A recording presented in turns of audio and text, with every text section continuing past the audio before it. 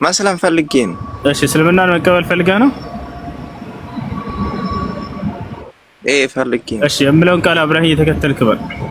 እግዚአብሔር በመጽሐፍ ቅዱስ ላይ ከኦሪት ዘፍጥረት እስከ ራዕይ ድረስ ክርስቲያን ሆኑ ብሎ የተናገረበት ቦታ አለ? ያላ የክርስቶስ ተከታይ ሆኑ ብሏል። አልጠየቅኩምስ? ወደ እሱ እንመጣለን። የማን ተከታይ ሆኑ ብሏል ሳይሆን እነዛ የክርስቶስ ተከታዮች ናቸው ክርስቲያን የሚባሉት። አልጠየቅኩምስ?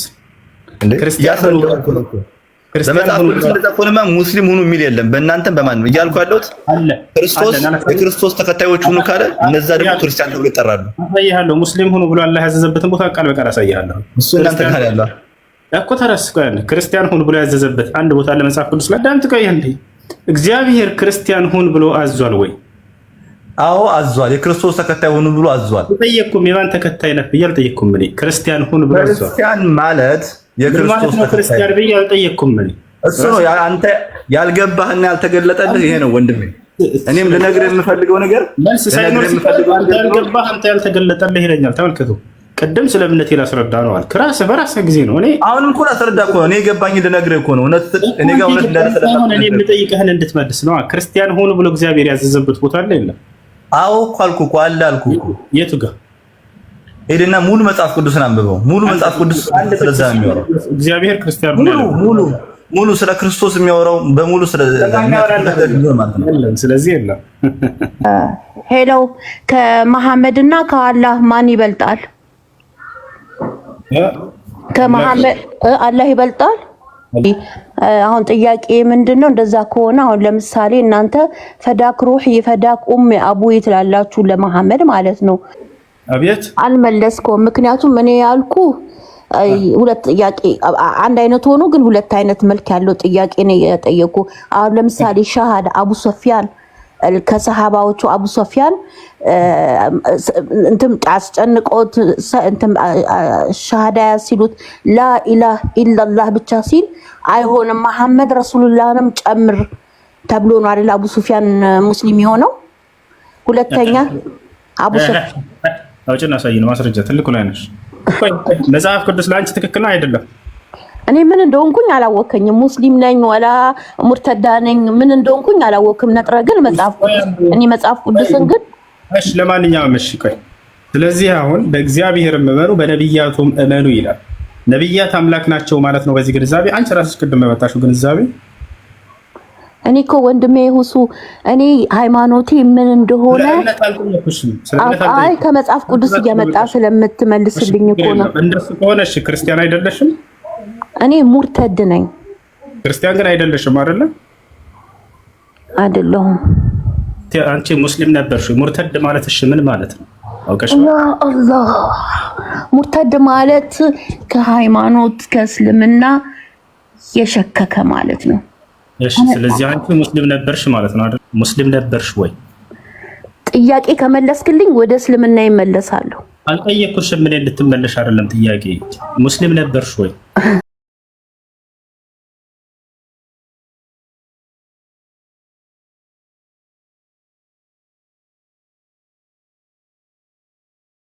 ሙናፊቅ ማለት الذين يظهرون الاسلام ويبطنون الكفر ከላይ ሙስሊም ነን እያሉ ይሸውዳሉ፣ ውስጣቸው ግን ክህደት ነው።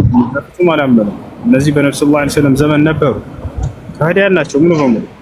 አውቀው ግን ከሙስሊሞች መረጃ ለመውሰድ እኛ እኮ ሙስሊሞች ነን እያሉ መረጃ ይወስዱና ለከሃዲያኖች ዳ ያቀበላሉ። እነዚህ ናቸው አለይሂ ሰላም። እነዚህ ሙናፊቆች አላህ ኢነል ሙናፊቂነ ፊ الدرك الاسفل من النار يجد لهم نصيرا ይላል። ሙናፊቆች አዘቅት የሆነው ጀሃነም ውስጥ ናቸው እነሱ እያለ ይናገራል። የመጨረሻው ለነርሱ አንድ ረዳት ታገኝላቸው እያለ ይናገራል እና ነስራቸው። ከዚያ በመቀጠል አይሁድ ይቀጥላል። ከዚያ በኋላ ክርስቲያን ናቸው። አይሁድ ለምን? ምክንያቱም እነርሱ አውቀው ሆን ብለው የጠመሙ ሰዎች ናቸው። በደንብ እውቀት ነበራቸው፣ ያውቁ ነበር። ነብዩ ሰለላሁ ዐለይሂ ወሰለም ባዩ ጊዜ ወዳው ይሄ ቃል የተገባው የመጨረሻው ዘመን ነብይ በነብያት አንደበት ቃል የተገባልን እርሱ ራሱ ነው ብለው አምነው መስክረው ነበር። ነገር ግን ከማመን እምቢ ያላቸው ወይንም የከለከላቸው ምንድነው? ለምን ከኢስሐቅ ዘር አልወጣም ነው። እልህ ያዛቸው፣ ቅናት ያዛቸው። እና ያ ነው እንጂ الذين آتيناهم الكتاب يعرفونه كما يعرفون أبناءهم አለ።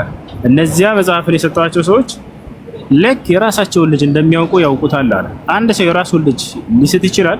በፍጹም አይስትም። ከዚያ የበለጠ አንተን ያውቁሃል የመጨረሻው ዘመን ነብይ መሆንህን ብሎ መስክሮላቸዋል። ለዚህም ነው ከሰለሙት ሊቆች መካከል ከአይሁድ ሊቆች አብዱላህ ኢብኑ ሰላም የአይሁዶች ዋና አዋቂያቸው እሱ ነበር። ወዲያው መጥቶ ባያቸው ጊዜ ወዲያው ነው ሻሃዳ ያዘው።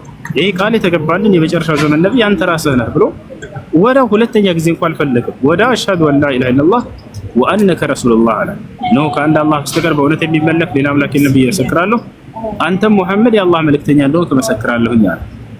የአይሁዶች ሊቅ መሆኑን ይታወቃል።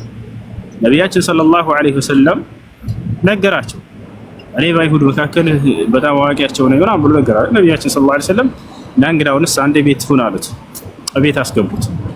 ነቢያችን ሰለላሁ ዐለይሂ ወሰለም ያ መዓሸረል የሁድ እጅተሚዑ ብለው ጥሪ ያደረጉ፣ እናንተ የአይሁድ ስብስቦች ሆይ ወደ እኔ ቤት ኑ አንድ ይፈልጋቸው አሏቸው። እንዳለ መዲና ላይ አይሁዶች ያሉ እንዳለ ተሰባሰቡ።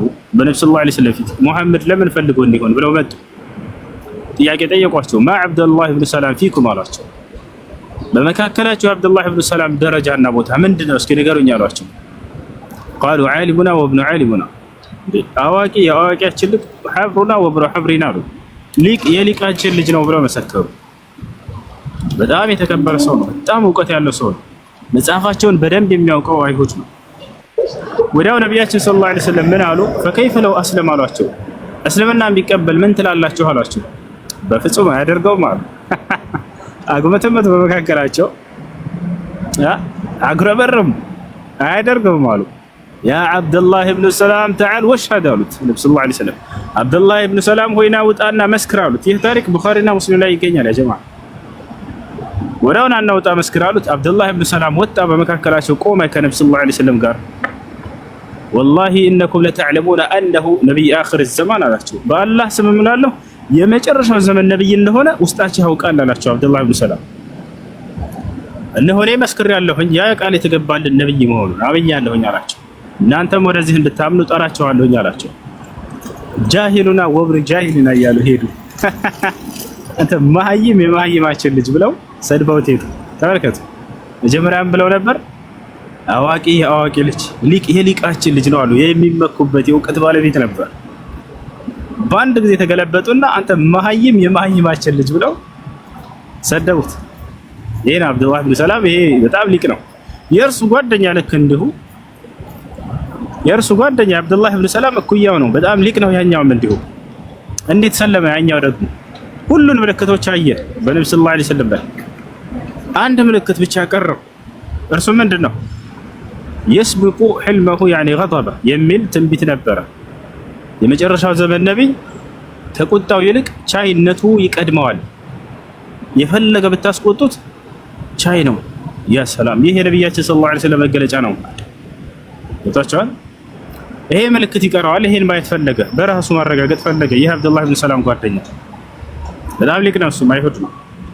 ከዕለታት አንድ ቀን ነብያችን ሰለላሁ ዐለይሂ ወሰለም በሰሃቦቻቸው መካከል እያስተማሩ ሳለ አንድ ሰው መጣና አንተ የአላህ መልእክተኛ ወይ፣ በቅርብ ጊዜ ወደ እስልምና የተቀላቀሉ ህዝቦች ነበሩ፣ ተቸግረዋል፣ ተርበዋል፣ ተጠምተዋል እና እነርሱ የሚረዳቸው ይሻሉ፣ ምን ታደርግላቸዋላችሁ ተብለው ተጠየቁ። ነብያችን ሰለላሁ ዐለይሂ ወሰለም ቤታቸው ውስጥ የላቸውም ምንም ነገር፣ ነገር ግን ብድር ሊበደሩላቸው ነው። ማን ነው የሚያበድረኝ ለወንድሞቼ ብለው ጠየቁ።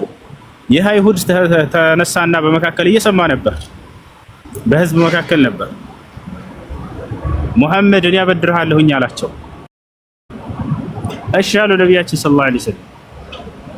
በጊዜው በነበረው ትልቅ ቁና የ100 ቁና ቴምር ተበደሩት ነብዩ ሰለላሁ ዐለይሂ ወሰለም። ይሄን ቴምር ውሰድና እነዚህ ለወንድሞች ያከፋፍል ብለው ሰውየውን ሰጡት። ቀን ቀጠሮ ተቀጣጠሩ። ያ ማለት ገደብ አደረጉ። በዚህ ቀን እመልስልሃለሁ አሉት ነብዩ ሰለላሁ ዐለይሂ ወሰለም። እሺ አለ። አይሁድ ሄደ። በሌላ ጊዜ መጣ። ቀኑ ሳይደርስ ማለት ነው። ልብ በሉ፣ የተዋሉበት ቀን እሰጥሃለሁ ያሉበት ቀን አልደረሰም። ያ ቀን ሳይደርስ በፊት መጣ። ነብዩ ሰለላሁ ዐለይሂ ወሰለም በህዝብ መካከል እየቆሙ እያስተማሩ ነው። እነ ዑመር አሉ፣ እነ ኻሊድ አሉ። ያ ሁሉ ጀግና ባለበት መጣና ነብያችን ሰለላሁ ዐለይሂ ወሰለም ምን አደረጋቸው? ይህ ሰው መጣና ምን አደረጋቸው? ነብዩ ሰለላሁ ዐለይሂ ወሰለም በህዝብ መካከል መተ فاخذ بمجامع ثيابه እዚህ ያዛቸው ለጀማ ያዛቸውና ጎተታቸው እዚህ መስመር ውስጥ ይወጣ ድረስ አንገታቸው ላይ የልብሱ ማለት ነው። በጣም አጣብቋቸው ሙሐመድ ለምንድን ነው ብድሬን የማትመልስልኝ አላቸው። በህዝብ መካከል እዚህ ይዞ ያን ሁሉ ሲያደርጋቸው ለምንድን ነበር ይሄን ያደረገው? ቅድም ብያቸዋለሁ። የመጨረሻው ዘመን ነብይ ከቁጣው ይልቅ ቻይነቱ ይቀድመዋል የሚለውን ምልክት ማየት ፈልጓል። ይሄ ሰው ቀኑ አልደረሰም። በዚያ ላይ በጉልበት መጥቶ እንደዚህ ያደረጋቸው። በዚህ ጊዜ ምን ይጠብቅ ነበር?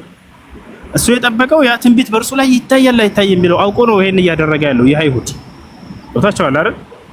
ዞረው እንደዚህ አልገጠሙትም። ሰጥና ያሉት ነብዩ ሰለላሁ ዐለይሂ ወሰለም በዚህ ጊዜ ገንዘቤን አትመልስልኝም እንደ ሙሐመድ ብሎ ተናገራቸው። ዑመር ወይንም ኻሊድ ተነሱ ይባላል። በጣም ተቆጡ። ነብያችንን በዚህ ደረጃ ታናግራለህ? ኢዘን ያ ረሱላህ አን አድሪበ ዑኑቀ አንገቱን ልቅለው ይፍቀዱልኝ አንተ የአላህ መልእክተኛ ብሎ ጠየቃቸው። ዑመር ላ አሉት። ያ ዑመር አይቻልም አሉት። እኔና እሱ ካንተ የምንፈልገው የምንጠብቀው ይሄን አልነበረም አሉት። እኔንም ብድሩን መልስለት ብለህ ልትገስጸኝ፣ እሱንም ቀኑ አልደረሰም ቀኑ በሚደርስ ጊዜ መተህ ነው መቀበል ያለብህ ብለህ በመካከላችን ገብተህ ይሄን ቃል ነበር ካንተ የምንጠብቀው አሉት። ስለዚህ አስቆጥተዋል፣ ይሄን ማድረግ የለብህም ነበር አሉት። ምናልባት ተቸግሮ ይሆን ይችላል፣ ቀኑ ሳይደርስ ነው የመጣው፣ ችግር ደርሶበት ሊሆን ይችላልና ብድሩን ልክፈለው በቃ አሉ። ሂድና ዑመር ከቤት 100 ቁና ቴምር አለብኝ ለዚህ ሰው ሰፍረህ ስጠው፣ ስለተናገርከውና ስለተቆጣኸው ደግሞ 10 ቁና ከኔ ስጦታ ጨምሬለታለሁ፣ ጨምርና 110 አድርገህ ስጠው አሉት። ዑመር ረዲየላሁ ዐንሁ ሄደ ና ብሎ ይሄንን አይሁድ አስከትሎት ሄደ። 100 ቁና ሰፍሮ ሰጠው። ሊሄድ ሲል ና 10 ቁና ይቀርሃል አለው። አይ እኔ እኮ 100 ነው ያበደርኳቸው አለ። አይ ቅድም ባስቆጣነህ ጊዜ ይሄን ማድረግ የለባችሁም ነበር አስቆጥታችሁታልና ይሄንን አካል 10 ቁና ከኔ ጨምሩለት ብለው ነብዩ ሰለላሁ ዐለይሂ ወሰለም አዘውልሃል። በጣም ተደነቀ ሰውዬው። አስቡት፣ ቀኑ አልደረሰም፣ መጠየቅ አይገባውም ነበር። መቶ በዚያ ቀን ጠየቀ። እንደዛ አደረጋቸው፣ ምንም አላሉትም። ጭራሽ ያንን እንዳውም በዚህ ሁኔታ የመጣውን ሰው በጥሩ አስተናግደው መለሱት።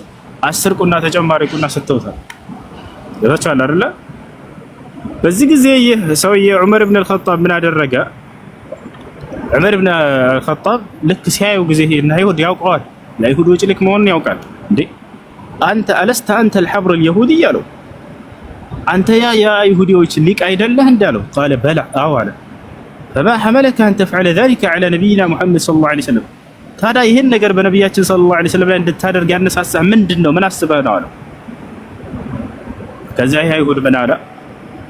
እርሱ የመጨረሻው ዘመን ነብይ መሆኑን ብዙ ምልክቶችን ሳይስከታተል ቆይቻለሁኝ። አንድ ምልክት ብቻ ነበር የቀረኝ፣ ያችን ለማረጋገጥ ነው ይሄ ሁሉ ያደረኩት አለው።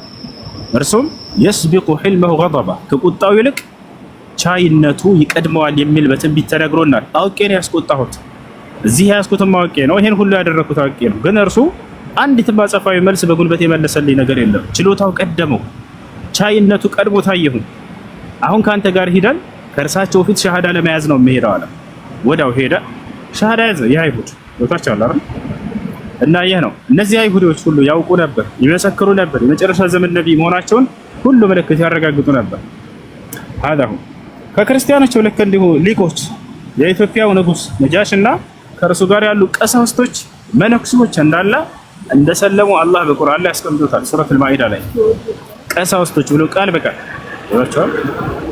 ልክ እንዲሁ የሮሜው ጳጳስ ልክ እንዲሁ እንደሰለማ ሸይኹል ኢስላም ኢብኑ ተይሚያ ረሂመሁላህ ተዓላ الجواب الصحيح لمن بدل دين المسيح የሚለው ላይ እዚያ መጽሐፋቸው ላይ አስቀምጦታል። እሺ ይሄን ይመስላል እና ያውቃሉ ለፈልጌ ነው እያወቁ የጠመሙ ናቸው እነዚያ ሰዎች። ከነርሱ ከአዋቂዎቹ ያውና ያወቁት ሰለሙ አስተዋይ የሆኑት እነዚያኞቹ ግን ለምን ከኢስሐቅ ዘር አልወጣም በማለት ካዱ ቀሩ።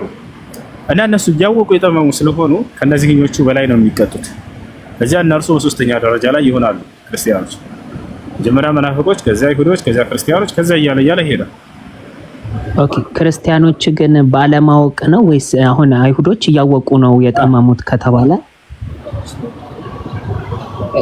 ክርስቲያኖችስ ለምንድን ነው ያልሰለሙት ነው? አሁን አይሁዶች ነብዩ መሐመድ ሰለላሁ ዐለይሂ ወሰለም እያወቁ ነብይ መሆኑን እያወቁ ከኛ ለምን አልሆነም በማለት ነው። ክርስቲያኖችስ እነሱም ላይ ይሄው አለ እኮ ከኢስሐቅ ዘር ካልሆነ ነብይነት አይወጣም የሚል ቃል ኪዳን የተገባው በሱ በኩል ነው የሚል እምነት አላቸው። እነሱም ጋር ይሄ አለ። ነገር ግን ሳያውቁ የሚለው አንዳንድ ነገራቶች ላይ ለምሳሌ መሲሁን አስመልክቶ ዝም ብሎ በእንትን ማለት ነው በጀህል ነው ማለት ነው። አለማወቅ ሲባል እዚህ ቦታ ላይ እውቀቱ አልደረሳቸውም ማለት አይደለም። የሆነ ማየውነት አለ አይደለ? አላህ በቁርአን ላይ ሲናገር ጊዜ ማለሁም ቢሂ ሚን ዒልሚን ኢላ ኢትባዕ አዘን ይላል። ጥርጣሬን ከመከተል በስተቀር ስለ መሲሁ ትክክለኛ የሆነ እውቀትና ግንዛቤ የላቸውም ማለት አየህ።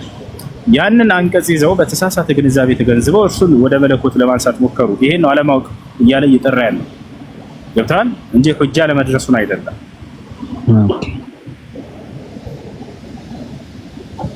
ለምሳሌ አለ እኔና ባንድ ነን አለ አየህ። ስለዚህ አምላክ ነው ማለት ነው የሚል ይሄ ትልቅ ማየውነት ነው። አምላክ ለነብያት ይጠቀመዋል። አምላክ ነብዩ መሐመድ ሰለላሁ ዐለይሂ ወሰለም ሙሐመድን የታዘዘ እኔን ታዘዘ ይላል። እሳቸው አላህ ናቸው አይደለም። ኦኬ በስልጣን እኩል ናቸው ልበል? አይቻልም። እንደዛ የሚባል ነገር የለም። ስልጣንን ሰጠሁት እያለ እየተናገረ ስልጣንን ተቀበለ ኢየሱስ። የሰው ልጅም ስለሆነ ይፈርድ ዘንድ ስልጣንን ሰጠው ይላል አይደል? መልሰህ እንደገና አይ በስልጣን እኩል ናቸው አይሆንም። እንደዚህ ሰጠው እያለ ስልጣን እኔና ያብራይ እኔና ባንድ ነው እኔ ከአብርሃም በፊት ነበርኩ። እነዚህን ቃላቶች ነብያት ይናገሯቸዋል። እኔ እውነት ነኝ መንገድም ነኝ ህይወትም ነኝ ለነብያት ይጠቀመዋል። አብርሃም እነ ረሱል ሐቅ ይላል አላህ በቁርአን ላይ ሙሐመድ እውነት ነው ይለናል። ኦኬ እውነት ነው ስለተባለ አምላክ ነው ላ እኔ ትንሳኤ ነኝ እኔ የመጀመሪያው ትንሳኤ ነኝ ያሉ ነብዩ ሰለላሁ ዐለይሂ ወሰለም ኦኬ አምላክ ናቸው ላ አይደለም። እኔ ትንሳኤ ነኝ ብቻ ሳይሆን የመጀመሪያው ትንሳኤ ነው ያሉት። ኢየሱስ እኔ ትንሳኤ ነኝ ነው ያለው አይደለ? በዚህ ምክንያት አምላክ ነው ልትሉ አደረጋቸው አይደለ? እኔ የመጀመሪያው ትንሳኤ ነኝ ያሉት እሳቸው ደግሞ ትንሳኤ ነኝ ብቻ ሳይሆን የመጀመሪያው ትንሳኤ ነኝ ያሉ።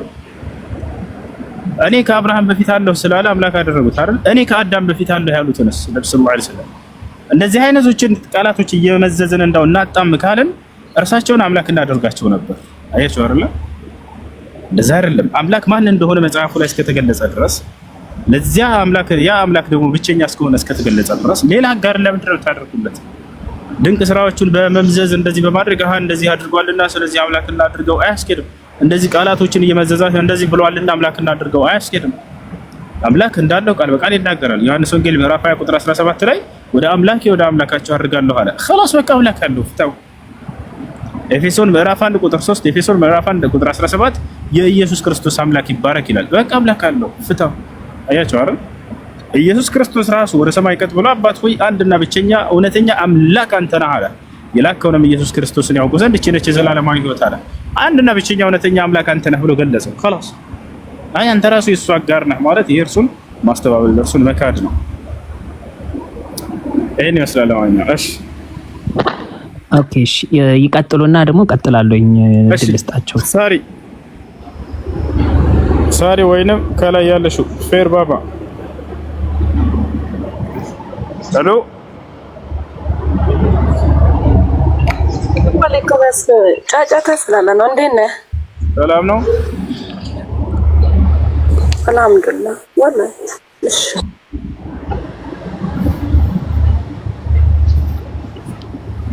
ያ ጀማ ምን ይመስላችኋል? ዱባይ ያላችሁ ልጆች ማለት ነው እዚህ ትመጡና የበዓል ቀን በጀልባ እዚህ ወላሂ በዓልን ብናከብር አንድ ጀልባ እንድንይዝና እንደዚህ ትልቅ ጀልባ ቀን ሙሉ ስንዞር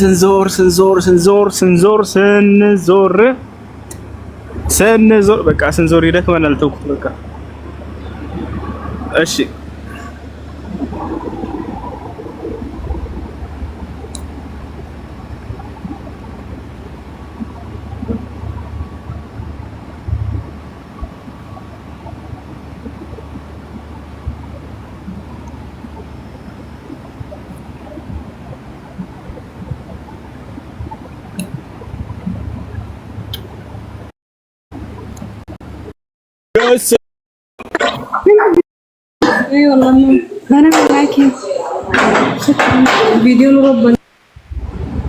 ጥያቄ ያላችሁ ልጆች ጋፊን ቀባ አካም ቡልቴ ጋፊን ቀባ ሲንጃላዳ ኡመተ ከሽቲ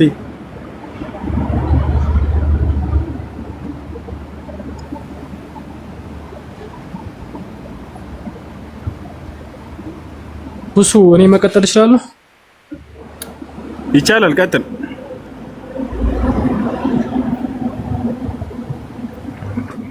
መርሐባሽ። በመጀመሪያ ሰላም ብያለሁ። እሺ ሰላም። እሺ ሁሱ ሁለት ጥያቄዎች ነው ያሉኝ። የመጀመሪያው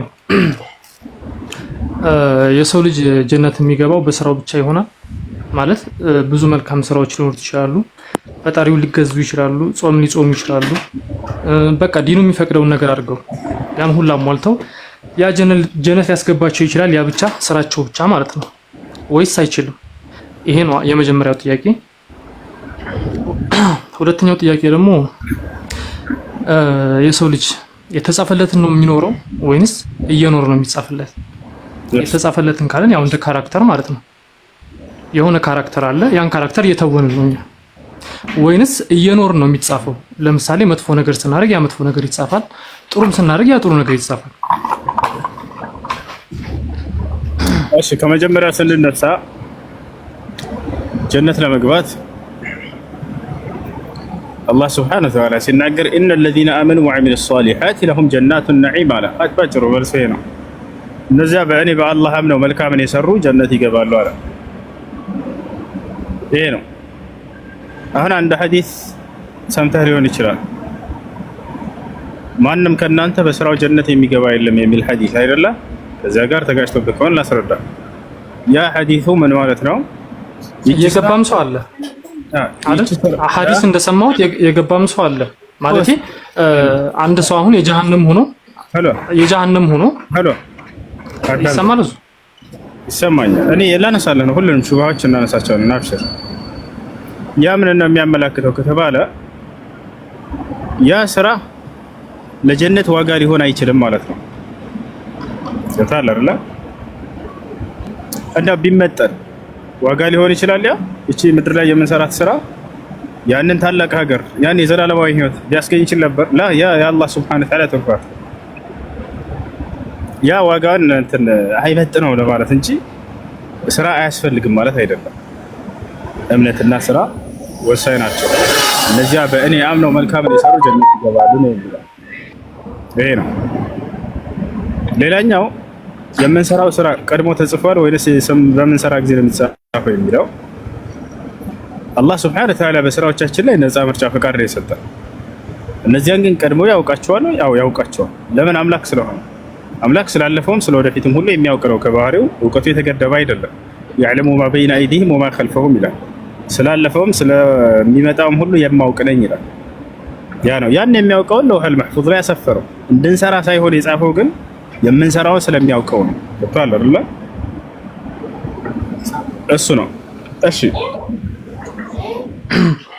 እሺ ሁሱ ቆይ አንዴ እዚህ ከመምጣት በፊት ወደ ልመለስልህ። አንዴ ወደ ኋላ ልመለስልህና ምድር ላይ የምንሰራው ስራ ለጀነት ብቁ አይደለም ብለህናል። ጥሩ። ምድር ላይ የምንሰራው መጥፎ ስራስ ለጀሃነም ብቁ ነው እንዴ? ወደ እሱ እንመጣለን። ችግር ስለ ጀነቱ ተረዳኸውን? ጨረስክ? ተያዙ ናቸው ብዬ ነው። እሺ ጨረስክ ያንን? እሺ እመጣለሁ። አንዴ ይሄ ልጨርስልህ የመጀመሪያውን ብዬ ነው። እዚህ ጋር አሁን ወደ ጀሃነም ስመጣልህ ደግሞ ማለት ነው አንድ ሰው የጀሃነም ሊሆን ይችላል። የጀሃነም ባንድ ክህደት አምላክን መካድ ወዴት ያስገባል? ጀሃነም። ይሄን በነብያቱ ሁሉ አንደበት ላይ ተናገረ። አምላክን መካድ ለዘላለም ለጀሃነም ይዳርጋል። ሌሎች ወንጀሎችስ? ሌሎች ወንጀሉ አላህ Subhanahu Ta'ala ይመራቸዋል። እንደው ቢቀጣም እንኳን በእነዚያ እንደ ወንጀሉ ልክ የተወሰነ ጊዜ ቀጥቶ ነው የሚያስወጣው። ክህደት ከሆነ ግን ኢነላህ ላ የግፊሩ አን ዩሽረከ ቢሂ ወየግፊሩ ማ ዱነ ዛሊከ ሊመን የሻእ ብሎ በነብያቱ አንደበት ላይ ሁሉ ይሄንን ተናግሯል። መሲሁም ተናግሯል። ነብዩ ሰለላሁ ዐለይሂ ወሰለም ተናግሯል። መሲሁ ሲናገር ምን አለ?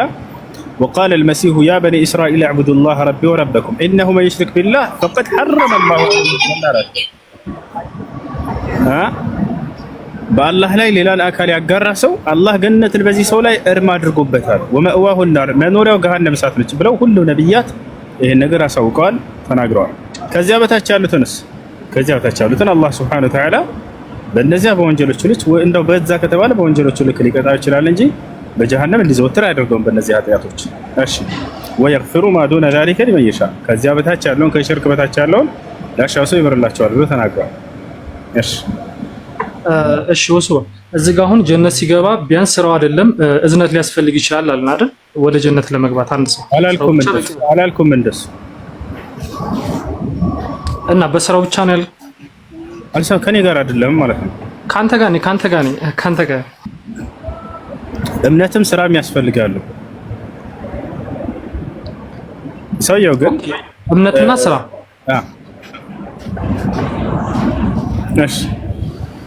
እሺ አሁን እዚህ ጋር አድምጣለሽ።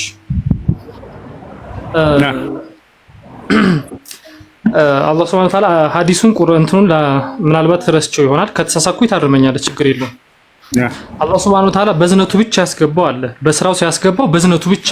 እዚህ ጋር ደግሞ አንድ ሐዲስ አለ ያን መልካም ስራ የሰራው እንግዲህ ብቁ ለጀነት ብቁ የሚባል ስራን ሰርቶ ግን ያን ሰው ጠየቀው አንተ በስራ ነው የምትገባው ወይንስ በእኔ ዝነት ሲለው ያው ስራውን ስለሰራ በስራ ያለ ሰውየው በእርግጥ ስራው ለጀነት ስለሚያበቃው ማለት ነው። እዛ ጋር ግን አላህ Subhanahu Wa Ta'ala ምን አለው? እሺ የዚህም ባሪያ ስራው አንድ ሚዛን ላይ ያስቀምጡት አለ እና ደግሞ አይኑን አንድ ሚዛን ላይ ያስቀምጡት ሲል ከስራ ይብለጥ አይኑ መዘነች ይላል። ስለዚህ አላህ Subhanahu Wa Ta'ala በስራ ሳይሆን አለው በእዝነትህ ነው የምትገባው ያለው። እዚህ ጋር አሁን እዝነትን ነው እያሳያለሁ አይደል? አሁን እሱ ጋር ቀደም ነግሬሃለሁ የሱኛውን ሐዲስ ገና ሳታነሳቸው በፊት እነዚህን እንደምታነሳ ስለማውቅ ነው። ያ የጀነት ዋጋ ሊሆን አይችልም ስራ ነው። ገብቶሃል አይደለ?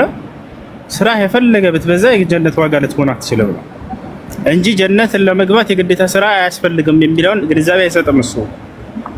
አላህ እየተናገረ በቁርአን ላይ ሐዲስ ላይ ነብዩ ሰለላሁ ዐለይሂ ወሰለም እየተናገሩ እነለዚነ አመኑ ብሎ ምን ይላል ቁርአን? ወአሚሉ ሷሊሃት ይላል አይደለ? ያ ነው። ስለዚህ ዋጋ ሊሆን አይችልም ነው ማለት የፈለገ የሰው ልጅ ቢገዛ አላህን በዚህ ምድር ላይ በዚህ በተሰጠችው እድሜ ያን የዘላለማዊ ሀገር ሊያስወርስ የሚችል አይደለም ለማለት ነው። ዋጋው ሊሆን አይችልም እንጂ አያስፈልግም ማለት አይደለም። እሺ እሱ ላይ ትክክል። ወደዚህኛው ደግሞ ስመጣለ አሁን ለምሳሌ በኃጢአት ሁሉ የቆየ ሰው አንድ ሰው በኃጢአት ቆይቶ ያን ሁሉ ኃጢአት ይዞ ይሄን ሽርኩን ተው ከሽርክ በታች ያለውን ግን ሙሉ ኃጢአት ሽርክ ሳያስገባ ማለት ነው በዛ ኃጢአት ኑሮ ያ ሰው በእዝነቱ ወደ ጀነት መግባት ይችላል። ምናልባት በእዝነቱ ስራው አያስገባውም ጀነት አላህ በእዝነቱ ጀነት ሊያስገባው ይችላል። ግን አላህ ላይ አላገራም ያስገባው አይደለም በአላህ ላይ ሰው አላህን አልካደም አላገራም በአላህ ላይ ማጋራት አላጋራም። ግን ሌላ ወንጀል የተባለዎችን ኃጢአት የተባለ ፈጽሟል አይደል? አዎ በዛ በወንጀሉ ልክ ይቀጣል ወይንም አላህ ሊምርለትም ይችላል። የሚምርለት ምን አይነት ሰው ነው? አንደኛ ተውበት ያደረገን ሰው ይምርለታል። ተውበት ካደረክ ንስሐ ካደረክ ወደ እርሱ ከተመለስክ ይምርልሃል። ይሄን መጀመሪያ ያዝ። እሺ እዚች ጋር አንድ ሐዲስ ደግሞ ልንገርህ ነው። ይሄም ልክ እንደዚሁ በኃጢአት የኖረ ነውና ሲሞት ምን አረገ ማለት ሊሞት ሲል ምን አረገ? ልጆቹን እኔን አስክሬኔን ካቃጠላችሁት በኋላ አመዱን በትኑት ሰብስባችሁ በትኑት አላቸው እና ይሄ ሰው አላህን ፊት ቀረበ። ይሄ ሰውዬ እንግዲህ በኃጢአት ከኖረ እዚህ ጋር አንድና አንድ አላህ ፊት ቀረበ። አላህ ፊት ሲቀርብ ለምንድን ነው ብሎ ሲጠይቀው ምን አለው? እኔ አንተን ለመገናኘት ከመፍራት የተነሳ ነው አለ። እንግዲህ ምንም አይነት ይሄ ኸይር ስላልን ነው አንችልም። ምናልባት እንደ ፍርሃት እሺ እንይዟል። ሰውየው አማኝ ነበር ታውቃለህ። ካለማወቅ ነው ይሄን ያደረገው። ጅህልናው ነው ገብቶሃል አይደል? አቃጥሉኝ ያለው ምናምን አላህ አስክሬን አቃጥሉ ብሏል አላለም። ነገር ግን ያን ያነሳሳው ነገር ምንድነው? ከሃዲ አይደለም ሰውየው አማኝ እኮ ነው ገብቶሃል። በአላህም ስለሚያምን ነው ካንተ ፊት ቀርቤ ወንጀሌን ምናምን እያለ የተናገረበት ገብቶሃል አይደል? ማመን ፍርሃት ሊሆን ይችላል። ናም ሰውየው አማኝ ነው እንጂ በአላህ Subhanahu Wa Ta'ala ያምናል። ስለፈራ ነው ስላመነ ሰውየው አሁን እንደዛ ያለው ሰውየው አማኝ ነው። ነገር ግን ወንጀል በዝቶበታል። ስለ ወንጀሉ ብዛት እየተናገረ ነው። ሰውየው በዚህ ወንጀል እንዴት ከአላህ ፊት እቀርባለሁ እያለ ነው። አማኝ ስለሆነ ነው በአላህ Subhanahu Wa Ta'ala ያምናል። ባያምንማ ስለዚያ የማያስበው ነበር። ኦኬ ስለዚህ እምነትህ ብቻ ሊያስገባህ ይችላል ማለት ነው። እዚህ ጋር ቅድም እንዳልከኝ መጀመሪያ አይሰራም ማለት ቆይ ስራም አለው ሰውየው። ስለ ወንጀል መብዛት ነው ሐዲሱ እየተናገረ ያለው። ሰውየው ወንጀል አብዝቷል አይደለ? እንዴት አንዳንድ ሰው አጋጥሞ አያውቅም? ይሄን ሁሉ ወንጀል ሰርቼ አላህ እንዴት ይምርልኛል እንደው የሚል ሰው አጋጥሞ አያውቅም? እንደዚህ አይነት ሰው ማለት ያ ሰው ግን ያምናል፣ ይሰግዳል፣ ይጾማል እኮ ወንጀል ግን በጣም አብዝቷል። እርሱና አላህ ብቻ የሚያውቁት ይሄን ሁሉ ወንጀል ይዤ እንዴት ነው ከአላህ ፊት የሚቀርበው ይላል የሰው ልጅ። እንደዚህ አይነት ሰው ነበር ያ ሰው።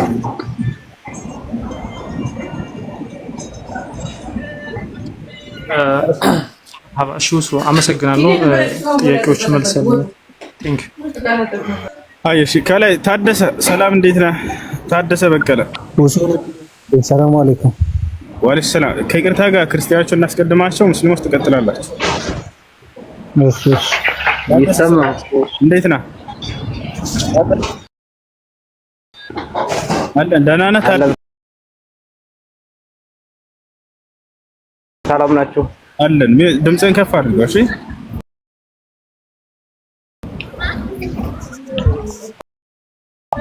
ያው ትንሽ አሰስያ ስለያዘርኩ ነው ማርጎ ነው።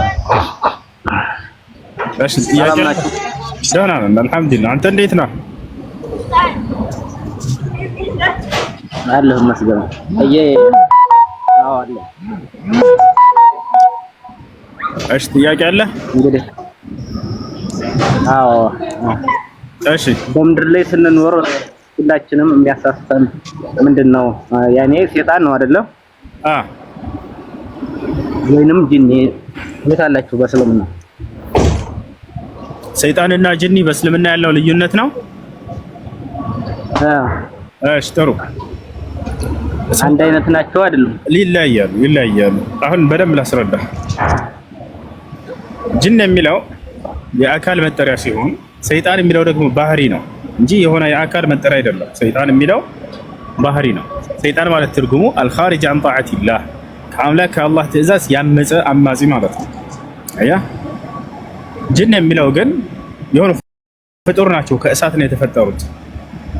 አላህ በቁርአን ላይ ይናገራል። ነብያችን ሰለላሁ ዐለይሂ ወሰለም ሐዲስ ላይ ተናግረዋል። አላህ በቁርአን ላይ ስለ ጂን አፈጣጠር ሲነግረን ወልጃነ ኸለቅናሁ ሚን ቀብሉ ሚን ናሪ ሰሙም ይላል። ጂንንም ከዚህ በፊት ከሰው በፊት ማለት ነው ከተኳሰ እሳት ፈጠርኳቸው እያለ ይናገራል። ከእሳት ነው የፈጠራቸው አካል ናቸው። ጂን ማለት ትርጉሙ ሰይጣን ማለት አይደለም። ጂን ማለት ድብቅ ማለት ነው። ገብቷቸዋል? ድብቅ ወይንም ስውር ማለት ነው። ለምን በዚህ ተጠሩ? ከአይን እይታ የተሰወሩ የተደበቁ ስለሆኑ እናያቸዋለን። አናያቸው ማለት እነሆ የራኩም ሁወ ወቀቢሉሁ ሚን ሐይሱ ላ ተረውነሁም ይላል አላህ። እናንተ በማታዩባቸው ስፍራ ሆነው ያያችኋል እነሱ አለ። አየህ፣ ድብቅ እንጂ የክፉ ነገር መጠሪያ አይደለም። ሰይጣን ማለት አይደለም። ጂን ሲባል ራሳቸውን የቻሉ ከእሳት የተፈጠሩ ፍጡር ናቸው። አምላክ ማንንም ክፉ አድርጎ አልፈጠረም። ይሄንን ነው አንድ ጊዜ አያችሁ፣ ክፉ አድርጎ አልፈጠራቸውም። እንደኛው ነፃ ምርጫ ፍቃድ የተሰጣቸው ናቸው። ወጣቸዋል አይደል? እንደኛው ነፃ ምርጫ ፍቃድ ተሰጥቷቸዋል። የነብያትን ትምህርት ሰምተው የመተግበር ግዴታና ኃላፊነት ተጥሎባቸዋል። ወማ ኸለቅቱል ጂነ ወልኢንሰ ኢላ ሊያዕቡዱን ይላል አላህ። ሰውንም ሆነ ጂንን እኔን እንዲገዙኝ እንጂ ለሌላ አልፈጠርኳቸውም ይላል። ስለዚህ ከኛም ከነርሱም የአላህን ትእዛዝ ያመፀ ሰይጣን የሚል ባህሪ በእርሱ ላይ ይውልበታል። ሰይጣን የሚል ባህሪ በእርሱ ላይ ይውልበታል። ገብቷችኋል አይደል? ይሄ ነው። ክርስቲያኖች ያያቻቸው ኮሜንት ላይ የሁሱ ባሪያ ብለው አካውንት ከፍተዋል። ወላሂ የሁሱ ባሪያ ብለው አካውንት ከፍተዋል። ከዛ ይሳደባል ኮሜንት ላይ። ስለዚህ ማለት ያው ነው እንዴ? እኮ አላውቅም እዚህ መድረስ ቅዱሳኖች። ለማንኛውም ጂን የሚለው የእንትን ስም ነው። እሺ የድብቅ ማለት ነው፣ ስውር ማለት ነው። እሱ ነው እንጂ ሰይጣን አይደለም። ሰይጣን የሚባለው ደግሞ ከአምላክ ትእዛዝ አመፁ የወጣው ነው። አዳምና ሔዋንን ያሳታቸው ያ ከአምላኩ ትእዛዝ ያመፀ ነው። ገብቷል አይደል? ከአምላኩ ትእዛዝ ባመፀ ጊዜ ሰይጣን የሚለው ባህሪ በእርሱ ላይ ዋለ። ከዚያ በፊት ሰይጣን የሚል ባህሪ በእርሱ ላይ የለም ነበር፣ አላመፀምና። ልክ የዛኔ ሲያመፅ ጊዜ አሁን ዞሮ ያም ሆነ ይህ አሳሳች ወይንም መጥፎ መሆኑን እዚህ ጋር አሁን እየነገርከን ነው ማለት ነው። ጂኒ ማለት አሁን አሳሳች፣ ጂኒ ማለት አሳሳች ማለት አይደለም እንዴ? ከኔ ጋር አይደለም እንዴ? አሁን ወደ ምድር ተመውረዱ በፊት እዛ በሰማይ እንዳለ ጂኒ አሳሳች እንደነበረ እየነገርከን ነው። ሳህ ስሙ የተቀየረው ወይንም ምድር ተመጣ በኋላ ነው አይደለ? ሰይጣን ሊባል የቻለው ማለት ነው አይደለም። ከአምላኩ ትእዛዝ ባመፀ ጊዜ ነው። አሁን ላይ አላህ በቁርአን ላይ ሲናገር ካነ ሚነል ጂኒ ፈፈሰቀ ዐን አምሪ ረቢህ አለ። ከጂን ጭፍሮች ነበር፣ ነገር ግን ከጌታው ከአላህ ትእዛዝ አመፀ አለ። የዛኔ ባመፀ ጊዜ ሰይጣን የሚል ባህሪ በእርሱ ላይ ዋለ። ሰይጣን ማለት ከአምላኩ ትእዛዝ ያመፀ አማጺ ማለት ነው። አየህ ያ ነው እኮ አሁን ህጋሱ ማለት ነው።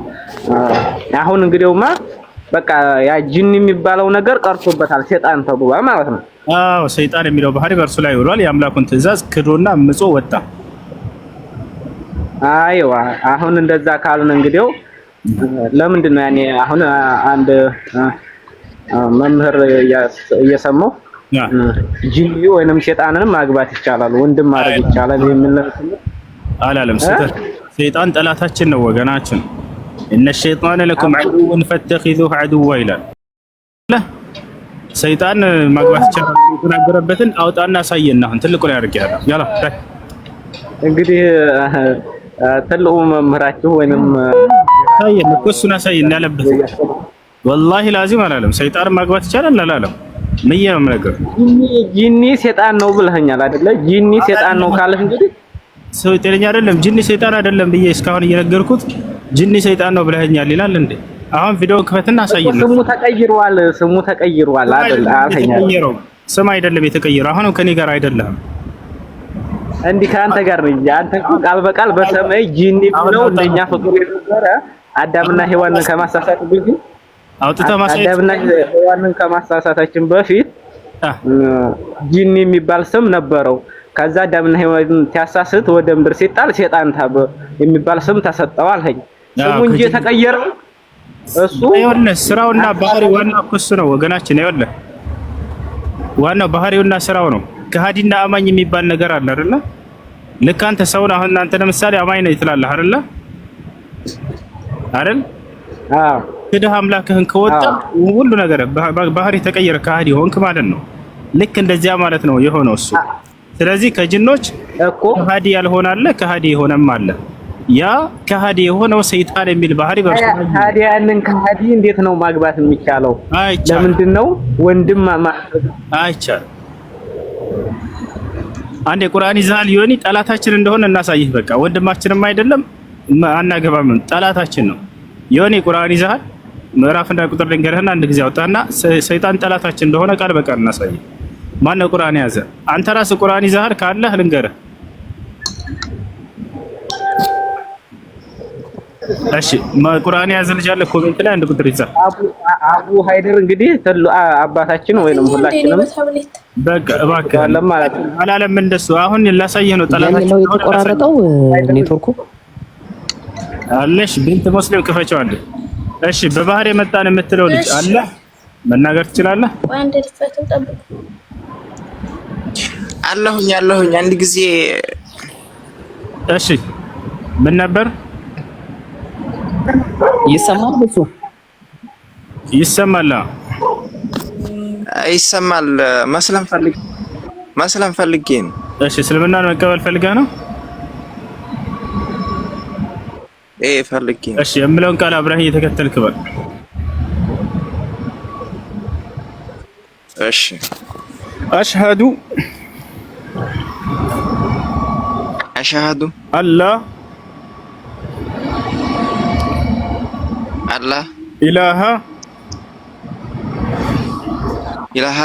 ኢለላህ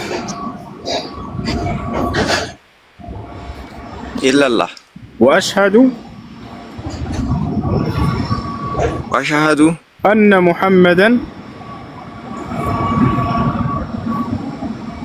ሙሐመደን ረሱሉላህ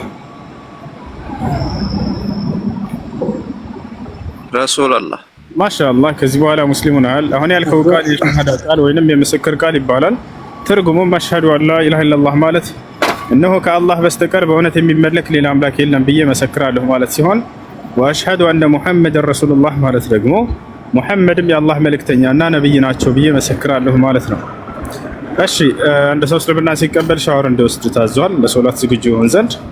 ከዚያ ስለ ሶላት አሰጋገድ በመማር እዚህ ላመንከውና ለመሰከርከው አንድና ብቸኛ ለሆነው አምላክ ለአላህ ብቻ መስገድን ትጀምራለህ ማለት ነው። ስምህ ማን ነበር?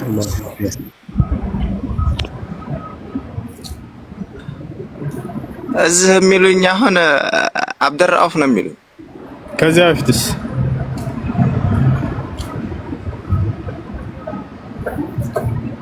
ከዛ በፊት ሰለሞን ነበር ሲል። አይ እሺ ሙስሊም ጓደኞች ታገኛለህ? እዚህ ጓደኛ ሱዳኔ ጓደኛ አለኝ። በቃ ሶላት አሰጋገድ ምናምን አስተምሩ ይበላቸው። ሶላትን ጀምር ቀጥል። እሺ እሺ ቴንኪው አመሰግናለሁ። አይሽ ቢንት ሙስሊም ማውጣት ትችያለሽ አሁን? አዎ እሺ ያወጣለሁ። ልጁ ደግሞ አሁን ሻዳ ያስከው ልጅ በውስጥ አናግረኝና ግሩፕ እንድትገባ ሰለምቶች ጋር ማለት ነው አስገባሃለሁ። በውስጥ አናግሩኝ። እሺ ሱራ ፋጥር ላይ አውጭላቸው አንድ ጊዜ። ልጁ ወጥቷል፣ ነገር ግን ሊከታተል ይችላል። የቀደመው ልጅ ሰይጣን ወንድማችሁ ነው ብለው እንትን እያሉ ነው። እስኪ ጠላታችን እንደሆነ እናሳያችሁ። ሱራ ፋጥር ላይ አውጭ አንድ ጊዜ። ሱራ ፋጥር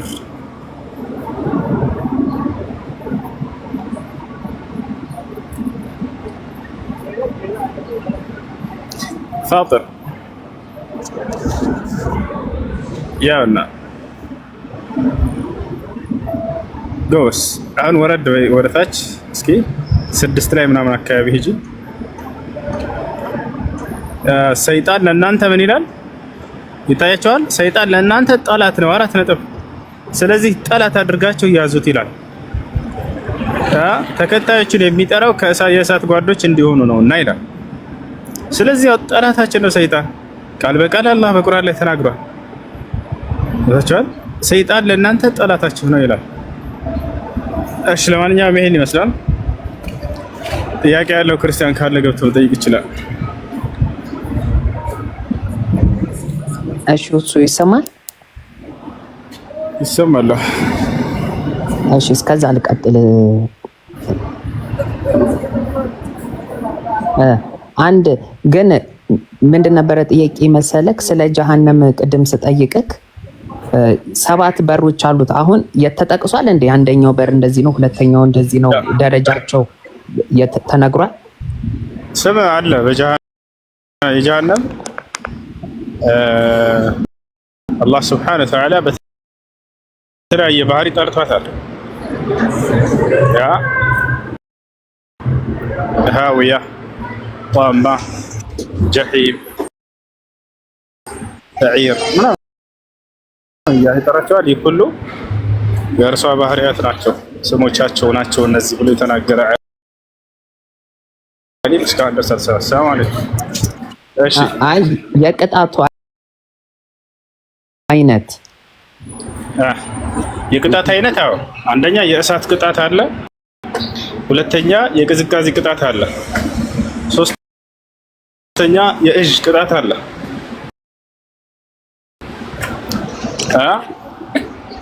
ተኳሳ ውሃ አለ፣ የእሳቱ ቅጣት አለ፣ ሁለተኛ የቅዝቃዜ ጀሃነም አለ።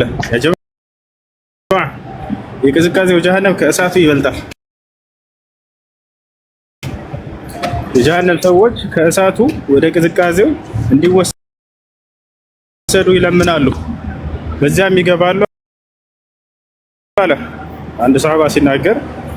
ልክ የቅዝቃዜው እሳት ውስጥ በሚገቡ ጊዜ ስጋቸውን ከአጥንታቸው ይለያየዋል ማለት ወዲያው እንደገቡ ግስልት አድርገው የሚጥላል። እንደገና ቆዳቸው ስጋቸው ይመለሳል፣ አይሞታትም። ሞትን ይመኛሉ ግን አያገኙትም። ትኩስ ውሃ يصب من فوق رؤوسهم الحميم ይላል አላህ ቃል በቃል። ሌላ እጅ አለ። እጅ የጀሃነም ሰዎች ተቃጥለው ከነሱ የሚወጣው ደምና መግል የሚፈስበት ትልቅ ወንዝ አለ። ይሄም አንደኛው የጀሃነም አይነት ነው። ይሄም አንዱ የጀሃነም አይነት ነው። እነዚህ ሁሉ ቅጣቶች አሉ በቂያማ።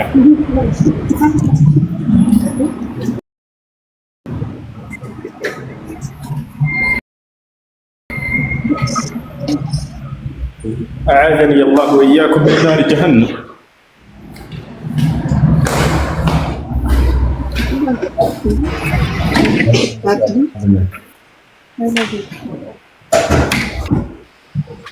እሺ ሳሙኤል ሰላም። ሰላም አለይኩም ወራህመቱላሂ ወበረካቱህ።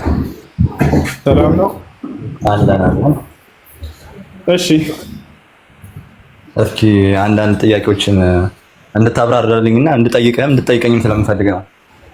አይ እሺ ሞዴሬተሮች እንዳታስወሩድኝ እሺ። አንድ ጥያቄ ስላለኝ እኔ ክርስቲያን ነኝ።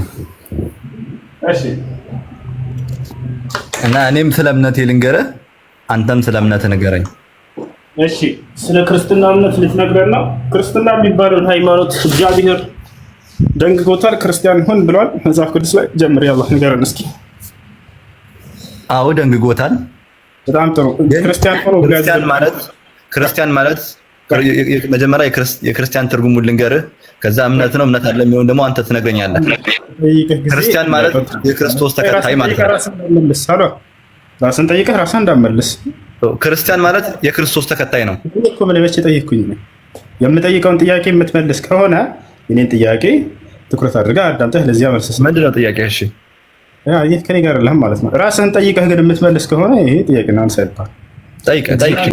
እግዚአብሔር በመጽሐፍ ቅዱስ ላይ ከኦሪት ዘፍጥረት እስከ ራዕይ ድረስ ክርስቲያን ሆኑ ብሎ የተናገረበት ቦታ አለ? ያላ የክርስቶስ ተከታይ ሆኑ ብሏል። አልጠየቅኩም። ወደ እሱ እንመጣለን። የማን ተከታይ ሆኑ ብሏል ሳይሆን እነዛ የክርስቶስ ተከታዮች ናቸው ክርስቲያን የሚባሉት። አልጠየቅኩም። በመጽሐፍ ቅዱስ እንደዛ ከሆነማ ሙስሊም ሁኑ የሚል የለም። በእናንተም በማንም እያልኩ ያለሁት ክርስቶስ የክርስቶስ ተከታዮች ሁኑ ካለ እነዛ ደግሞ ክርስቲያን ተብሎ ይጠራሉ። አሳይሃለሁ። ሙስሊም ሁኑ ብሎ አላህ ያዘዘበትን ቦታ ቃል በቃል አሳይሃለሁ። እሱ እናንተ ጋር ያለው እኮ ተረስኳል። ክርስቲያን ሁኑ ብሎ ያዘዘበት አንድ ቦታ አለ መጽሐፍ ቅዱስ ላይ። የክርስቶስ ተከታይ ሁኑ የሚል ግን ብዙ አሉ። እሱን አሳይሃለሁ። የማን ተከታይ ሁኑ ይላል ብዬ አልጠየቅኩም። እኔ ክርስቲያን ሁኑ ብሎ አዟል ወይ እንዴ? እነዛ ክርስቲያኖች የማን ተከታዮች ናቸው? መልስልኝ። በቀጣይ ላይ የማን ተከታይ ናቸው ብዬ ስለ ሰዎቹ አይደለም ሃይማኖቱን ነው። እግዚአብሔር ክርስቲያን ሆኑ ብሎ አዟል ወይ ነው ጥያቄ። ሃይማኖቱ እኮ አይደለም የሚያድንህ እኮ እሱን ነው እየጠየቅን ያለ ነው። እኛ ደግሞ አይደለም። አንተ እኮ ስሙን ነው የጠየቅኝ ያለው። ስም አይደለም እኮ የሚያድነው፣ ክርስቶስ ነው የሚያድነው። ሙስሊም አይደለም፣ ክርስቲያን አይደለም እኮ የክርስቶስ ነው የሚያድነው። ወደ ማዳን ጥያቄ እንሄዳለን። አሁን እግዚአብሔር ክርስቲያን የማይጠየቅ ጥያቄ ነው እየጠየቅ ያለው። ለጥያቄ እንኳን የማይቀር ጥያቄ ነው እያቀረብክ ያለው ነበር እንዴ? ክርስቲያኖች ጥያቄ እስከብዳቸው ራሳቸውን ይሄን ጥያቄ ነው የምፈልገው። ኖ አንተ ትልቅ ሰው ነህ አይደል እንዴ? አዳምጥ ቆይ እንዴ። እግዚአብሔር ክርስቲያን ሁን ብሎ አዟል ወይ? አዎ አዟል። የክርስቶስ ተከታይ ሁን ብሎ አዟል። ጠየቅኩም። የማን ተከታይ ነህ ብዬ አልጠየቅኩም። እኔ ክርስቲያን ሁን ብሎ አዟል። ክርስቲያን ማለት የክርስቶስ ተከታይ ክርስቲያን ብዬ አልጠየቅኩም። እኔ እሱ ነው አንተ ያልገባህና ያልተገለጠልህ ይሄ ነው ወንድሜ። እኔም ልነግርህ የምፈልገው ነገር መልስ ሳይኖር አንተ ያልገባህ አንተ ያልተገለጠልህ ይለኛል። ተመልከቱ። ቅድም ስለ እምነቴ ላስረዳ ነው አልክ። ራስህ በራስህ ጊዜ ነው። እኔ አሁንም እኮ ላስረዳ እኮ ነው። እኔ የገባኝ ልነግርህ እኮ ነው። እኔ ጋር እውነት እንዳልሰለፈ እኔ የምጠይቅህን እንድትመልስ ነው። ክርስቲያን ሆኑ ብሎ እግዚአብሔር ያዘዘበት ቦታ አለ የለም? አዎ እኮ አልኩህ እኮ አለ አልኩህ እኮ። የቱ ጋር ሄድና ሙሉ መጽሐፍ ቅዱስን አንብበው። ሙሉ መጽሐፍ ቅዱስ ስለዛ ነው የሚያወራው። እግዚአብሔር ክርስቲያን ሆነ ሙሉ ስለ ክርስቶስ የሚያወራው በሙሉ ስለ ስለዚህ የለም ለሳይሆን አንተ ስላላነበብከውና ያላወቃችሁ ደቀመጣችሁ የሚለው መጽሐፍ ቅዱስ ላይ ክርስቲያን ሆኖ ብሎ ያዘዘበት ቦታ የቱ ጋር ነው? ክርስቲያን ኢትስ አ ኔም ብራ ወንድም በምን አማርኛ ምን ነገር አይደለ እኮ የቱ ጋር ነው እግዚአብሔር ክርስቲያን ሆነ ያለው? ሁሉም ቦታ ነው አልከኝ። ሁሉም ቦታ አይልም፣ አትዋሽ። ሙሉ መጽሐፍ ቅዱስ ያለው የሚያወራው ስለ ክርስቶስ ነው። ስለማን ነው? ክርስቶስ ደግሞ የክርስቶስ ተከታዮች ነን። ለዛ ነው እኛ ክርስቲያን ባንባል ስማችን ባይጠራ ክርስቲያን አንተ አሁን ገብቶ እንዳልገባ እንዳረውክ ነው እየሆንክ ያለው እንጂ በደም ነው የገባ። ወላሂ ላዚም መልስ ነው እንደሌለው ስለማውቅ ነው። እኔም የምጠይቅህ ጥያቄ መልስ ካለው መጽሐፍ ቅዱስ ላይ አልጠይቅህም። ይሄ እኮ ጥያቄ አይደለም እኮ አንተ እኮ ይገባ ክርስቲያን ማለት የክርስቶስ ተከታይ ነው። ስማችን ያገኘነው የክርስቶስ ተከታይ ስለሆነ ክርስቲያን የተባለው እያስረዳው ምን ነው ያልገባ አንድ ጊዜ ኦኬ። ቅድም ክርስቲያን የሚል ክርስቲያን ሆኖ ብሎ እግዚአብሔር ያዘዘበት ቦታ አለ ወይ ስለው በመካከል ላይ ጥሩ መልስ መልሶ ነበር። ምን እንዳላስተውላችሁት ከሆነ እንደሱ የሚልማ የለም ቁርአንም ለምሳሌ ወይንም ደግሞ ሙስሊም ሆኖ የሚልም የለም ማለት ኦኬ። አይ እኔ እሱ እንዳለ ሰጣለሁኝ አላህ ቃል በቃል ሙስሊም ሆኖ ብሎኛል። ክርስቲያን ሆኖ ብሎ ያዘዘበት ቦታ ግን አለ ወይንስ የለም? ወፍ ከኦሪት ዘፍጥረት እስከ ራዕይ ድረስ የለም። ተስፋ ቁረጥ የለም። ክርስቲያን ሆኖ ብሎ አንዲትም ቦታ ላይ አምላክ አላዘዘም። እሺ አንዴ እኔ ላውራ። አንዴ የሆነ ጥያቄ ልጠይቅህና ከዛ ይሄን ጨረሳችሁ እኮ እንጠይቅህና አሁን እኮ ጥያቄ ያለው አይደል ያልኩን ይሄ ጨረሳችሁ? የቱን ትጠይቃላችሁ? እግዚአብሔር ከኦሪት ዘፍጥረት እስከ ራእይ ድረስ ክርስቲያን ሁኑ ብሎ የተናገረበት አንድ ጥቅስ አለ ወይንስ የለም? እሺ አሁን እንመልስልህ። በመሀል አታቋርጠኝ። እሺ ለጥያቄው መልስ የምትሰጥ ከሆነ ቀጥል። ያን እኮ ልንሰጥ ነው። እኛ ክርስቲያኖች ነን የምንለው። ቆይ አታቋርጠኝና የራስን ተረት ልታወራ ከሆነ ይበልጣል። ቅድም ማውራት ጀምሮ ነበር እኮ ልትደገም ነው ብሏል ወይንስ አላለም? ብሏል ነው መልሱ። ልደግምም ከሆነ ገና መች ሰማኝ እኮ ጥያቄ ሰማኝ። ብሏል ወይ? ብሏል ከሆነ ብሏል በልና ከዛ ወደ ጥቅስ ውስጥ ይሄዳል። ምንም ወሬ ሳናንዘዛ ማለት ነው። አይሻልም? አዎ ብሏል። አዎ ብሏል። ላብራራለሁ። አሁን ምዕራፍና ቁጥር ውስጥ ላውጣ። ጥሩ የቱ ጋር? በክርስቶስ ኢየሱስ እያጠመቃችሁ ደቀ መዛሙርት ያድርጓቸው ይላል። ደቀ መዛሙርት ሆንክ ማለት ክርስቲያን ሆንክ ማለት ነው። አይቻል እንደዚህ ለማለት ነው። አሁን ላውራ ቢሉት እንደዛ አይነት ተረት ሊያወራቸው እየመለስኩልህ እኮ ነው። አልተቀበልከኝም እንጂ ወጣሁላ። አንዲት ቦታ ላይ ክርስቲያን ሆኖ ብሎ አላዘዘም። እሺ ንግስት ሰላም ነው? እንዴት ነሽ?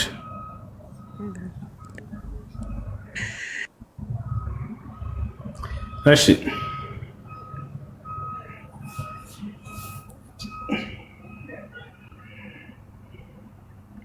ትፈላሰፋላችሁ በእምነት ላይ። እምነት ቀላል መስሏችኋል? እናንተ ሙስሊም ሁኑ የሚል ቃል በቃል አለው ያለ። አዎ በደንብ አምላክ አላህ Subhanahu Wa Ta'ala ወላ ተሙቱነ ኢላ ወአንቱም ሙስሊሙን ይላል።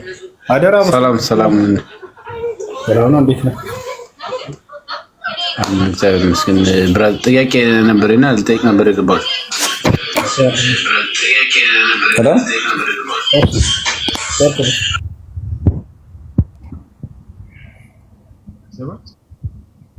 ሄሎ ቀጥሉ። ያን ጥያቄ ጠይቄ የምመጣው እሺ ጥያቄ ምንድን ነው? በጀነት ሴክስ አለ ብለህ ታምናለህ አንተ? እስኪ አለ ሰምቻለሁና ልነግርህ ነው። እሺ ኦኬ እሺ ግብረ ስጋ ግንኙነት ማድረግ አምላክ የሚወደው ነገር ነው የሚጠላው ነገር? ስማት በስከድረስ የሰጠ ነገር ነው። ምን አልከኝ? ድምፅህን ከፍ አድርግ። ኃጢአት ከሆነ በገነት ውስጥ ኃጢአትን አታገኝም። አብሽር። ኃጢአት ነው ወይስ አይደለም? ግብረ ስጋ ግንኙነት ማድረግ ሰው ከሚስት ነው። ፈጣሪ ፍቅር በምድር ላይ ያለ ነው እንጂ ሰማይ ላይ አሁን አለ ወይስ የሚለው ነው እንድትመልስልኝ የፈለኩት ነው የጠየቅኩት። ልመልስልህ ነው። በገነት ውስጥ መጥፎ ነገር እስካልሆነ ድረስ ኃጢአት ነገር እስካልሆነ ድረስ አለ ማንኛውም ነገር። ይሄ ነው ፈጣሪ እኮ በምድር ላይ ነው ምድር ላይ ያላችሁ ነው የሚለው እንጂ ሰማይ ላይ አሁን እንዴት ነው ግብረ ስጋ ግንኙነት ሰማይ ሊሆን የሚችልበት ምክንያት እንደዚህ ነው ብለህ እንድታስረዳኝ ፈልገው ነው። ባጭሩ ላይ ያስረዳው ነው። በገነት ውስጥ መጥፎ ነገር አትጠይቅ እንጂ ጥሩ ነገር ሁሉዎች አሉ። ታል አንድ ሰው ከሚስቱ ጋር ግብረ ስጋ ግንኙነት ማድረጉ መጥፎ ከሆነ እንደዚህ ብለህ ካመንክ እግዚአብሔር እንግዳውንስ መጥፎ ነገርን ሲያስደርግ ዝሙት ሲያሰራ ኑሯል ማለት ነው። ታል አይደል? አንድ ሰው ከሚስቱ ጋር ግብረ ስጋ ግንኙነት ማድረጉ ይሄ ነገር ኃጢአት አይደለም። ታል አይደል? ስለዚህ በገነትም ውስጥ ይሄ ነገር መኖሩ የሚያስወቅስ ነገር አይደለም። አይ ኃጢአት ነው ይሄ ነገር ካልክ ኃጢአትን እያሰራ ነው እግዚአብሔር ማለት ነው። ነው እንደዛ እኮ አይደለም። አሁን ምን አለ መሰለው ወንድሜ፣ ለምሳሌ እኛ ስንሞት ነፍሳችን ከስጋችን ተለይቶ ነው የምንሄደው ብለን እናስባለን አይደል? ስለዚህ ልጅ ከስጋ ተለይቶ ሲርስ ጀነት ላይ ሴክስ አለ ብለህ ልታስብ የምችለው እንዴት ነው ነው ወይስ በእስልምና መሞት የለም ዝም ብለህ ነው የምትሄደው? አንዴ ከመጀመሪያ እንጀምር፣ ችግር የለውም። ባል ከሚስቱ ጋር ግብረ ስጋ ግንኙነት ማድረጉ ኃጢአት ነው ወይስ አይደለም? እሱ ኃጢአት አይደለም። እሱ በምድር ላይ የተፈቀደ ነገር ነው። በምድር ላይ ነው፣ በገነት ውስጥ አይደለም። በገነት ውስጥ ሲሆን ኃጢአት ይሆናል ያለው የቱ ጋር ነው? አንድ ጥቅስ ስታይ መጽሐፍ ቅዱስ ላይ። እሺ እኔ ለምሳሌ ጥቅሰምታ በምድር ላይ ሲሆን ይሄ ኃጢአት ነው በጽድቅ ነው፣ በሰማይ ላይ ግን ኃጢአት ነው የሚል ስለ ግብረ ስጋ ግንኙነት አንድ ስጠይ ነው አይደለም። እኮ ያልታደተ አሁን እሺ ችግር የለውም። እኔ አንተ እንድጠይቅ ሳይፈልኩት አንተ ለምሳሌ በምድር ላይ እስካደን ኦኬ ችግር የለውም። ግን ከሞትን በኋላ ነፍሳችን ከስጋችን ተለይተን ነው የምንሄደው አይደለ? ስለዚህ እንዴት ነው አንተ ለምሳሌ ሚስት አለህ እንበልና ሁለታችሁም ለምሳሌ ብትሄዱ እንዴት ነው አንተ ከሚስት ጋር ሴክስ ልታደርግ የምትችለው ነው? እንደ ነፍስ ከህይወት እኮ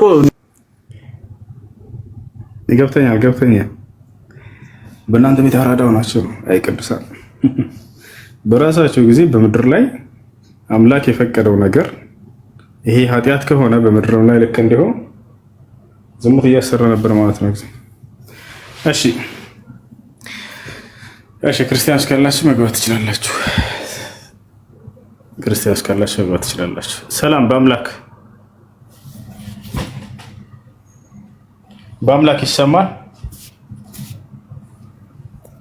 ወይ ይሰማል። ቅድም በሳሙኤል የገባው ፕሊዝ አታስወጣኝ። አንድ ጥያቄ ብቻ ልጠይቅ እባክህ።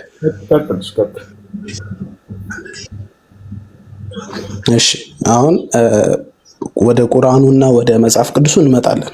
ግን አሁን ዝም ብለን ስለ ታሪክ እናወራና አንዴ ሎጂካሊ ብቻ መልስልኝ። ሎጂካሊ እምነታዊ ጥያቄ ካለ ጠይቅ፣ ከሌለህ እምነታዊ ጥያቄ ካለ ጠይቅ፣ ከሌለህ እኮ እምነታዊ ጥያቄ እኔ ልጠይቅህ። እምነታዊ ጥያቄ ነው። አታስወጣኝ እኮ እምነታዊ ጥያቄ እኮ አታስወጣኝ። ደጋገምኩ።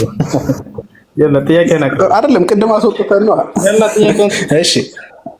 እሺ አንድ ጥያቄ ልጠይቅህና ኢቭን በታሪክ አይሁዶቹ ጌታ ኢየሱስ ክርስቶስን ገለነዋል ብለው አምነው ክርስቲያኖች እኛ ክርስቶስ ኢየሱስ ስለ ኃጢአታችን ሞቷል ብለን አምነን እንዴት ከ600 ዓመት በኋላ የመጣን ሰው አልሞተም ሲል አምነህ መጽሐፍ ቅዱስን ውሸት ነው ትላለህ? ይሄን አሁን በታሪክ ገለነዋል ብለው ያመኑበትን ማስረጃ አውጣና አሳየን። ትልቁ ላይ ነው አይሁዶቹ ክርስቶስን እንደገደሉት አያምኑም ነው የምትለው? አሳይ። አይሁዶች ኃጢአተኞችን ሰቅለው እንደሚገሉት አውጣና አሳይ። በታሪክ ገለውታል የሚል ማስረጃ ከታሪክ አሳየ። አንተ እስኪ በታሪክ አልገደሉትም የሚለው ነው ያሳየው። መጽሐፍ ቅዱስ ላይ ስለ ኃጢአተኞች ሞተ ይላል። መጽሐፍ ቅዱስ ላይ ስለ ኃጢአተኞች ሞተ ይላል። ከታሪክ ነው የተባልከው። ከታሪክ ብላ አውጣና ከታሪክ አሳየን። አንተ ያልሆነበት እንድታሳየኝ ወይም እሺ እንዳልሞተ እንድታሳየኝ። በታሪክ እንደገደሉት ይታወቃል። በታሪክ ከታሪክ ማስረጃ አውጣና አይሁዶች ኢየሱስን እንደገደሉት ማስረጃ አሳየን። አውጣ። አንተ ኢየሱስ ክርስቶስን የሚመስል ሰው ወጣ ባዶ አያቸው ታረ ወላሂ በጨበጣ ነው ዝም ብለው የሚያወሩት። እስልምናን ለመውቀስ ብቻ ነው በቃ እንትን የሚላቸው። ብቻ እስልምናን ይሳደቡ ዝቅ ያደርጉ እንጂ በባዶ ነው። በአንተ ቤት ትልቅ ጥያቄ ጠይቀውታል።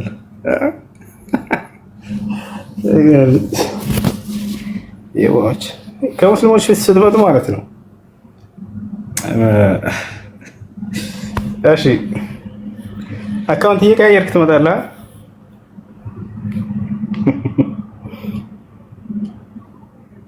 የጌታ ሰው ጸጋ ይበዛላችሁ። እሺ ካሉ አስገባችሁ። መግባት የሚፈልግ ለማወቅ ጠይቁ፣ ለመረዳት ጠይቁ። ከ600 ዓመት በኋላ ጠይቁ፣ ችግር የለውም ነበር። እታቻለረ ነቢያችን ሰለላሁ ዐለይሂ ወሰለም ከራሳቸው ቢያመጡት ኑሮ በራሳቸው ከሆነ አንቀበላቸውም ነበር። ምክንያቱም እርሳቸው ከመሲሁ በኋላ ነው የመጡት። ከመሲሁ በኋላ ነው የመጡት፣ ከነ ሙሴ ከነ አብርሃም በኋላ ነው። ነገር ግን ይህ ከራሳቸው አይደለም። ግልጠተ መለኮት ከአምላክ ዘንድ የሚመጣ ቃልን ማድረስ ብቻ ነው እርሳቸው ስራቸው። አምላክ ደግሞ ስላለፈው ሁሉ የሚያውቅ ነው አይደለ? ስለ መሲሁ ታሪክ፣ ስለ አብርሃም፣ ስለ ሙሴ ሁሉንም የሚያውቅ ሆነ አምላክ ተረከላቸው። አየህ፣ እንዲህ ብለህ የምታምን ሰው ነህ አንተ። ስለ መጽሐፍ ቅዱስ በጠይቃችሁ ሙሴ ከእርሱ በፊት ስላለው እንዴት ጻፈ ብዬ በጠይቅህ ስለ አብርሃም ጽፏል አይደል? ብሉይ ኪዳን ላይ ስለ አዳም ጽፏል፣ ስለ ሔዋን ጽፏል፣ ስለ እነ ኖህ ጽፏል። ያን ሁሉ ጽፏል። ያታቻለ አይደል? ከዚያ በኋላ የመጣ ሰው ነውና ሙሴ እንዴት ይቀበለዋለሁ? ከነ ኖህ በኋላ የመጣ ሰው እንዴት ስለ ኖህ ይጽፋል? አያስኬድም። እንደዚህ አምላክ እስከሆነ ድረስ ያን ቃል የሚገልጥለት ስላለፈ ሁሉ ያውቃል ብለን እናምናለን። እዚያ ላይ እንደዚያ ብለህ ይሄን መስፈርት አመት ተቀብለህ ነብዩ ሰለላሁ ዐለይሂ ወሰለም ላይ እርሱ ከዚያ በኋላ የመጣ ነውና አልቀበለውም፣ አያስኬድም። እሺ ንግስት ጥያቄ አለሽ? ከሌለሽ ሊንዳ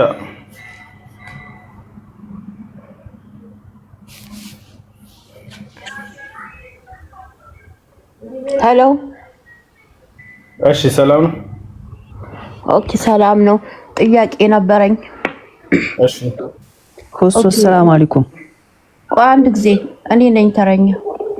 እሺ ጠይቂ። እሺ አሁን ለምሳሌ እናንተ መሐመድን ፈዳክ ሩሂ እንደ ሰሃቦቹ ለዲኑ በቆሙ ሄሎ ከመሐመድና ከአላህ ማን ይበልጣል?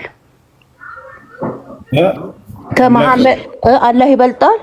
አላህ አምላክ ነው። ነብዩ መሐመድ ሰለላሁ ዐለይሂ ወሰለም ፍጡር ናቸው። እሺ አሁን ጥያቄ ምንድነው? እንደዛ ከሆነ አሁን ለምሳሌ እናንተ ፈዳክ ሩሂ ፈዳክ ኡም አቡይ ትላላችሁ ለመሐመድ ማለት ነው። ሩሂ ህይወቴ ማለት ነው። ከህይወት በላይ ምንም ነገር የለም። ለመሐመድ ህይወታችሁን ከሰጣችሁ ለአላህ ምንድነው የሚሰጠው? ከህይወት በላይ ምንም ነገር የለም። ትልቁ ደግሞ አላህ ነው ማለት ነው። ስለዚህ እናንተ አሁን ለአላህ ለመሐመድ ከእግዚአብሔር ከአላህ ያነሰውን ሩሃችሁን ሰጣችሁት።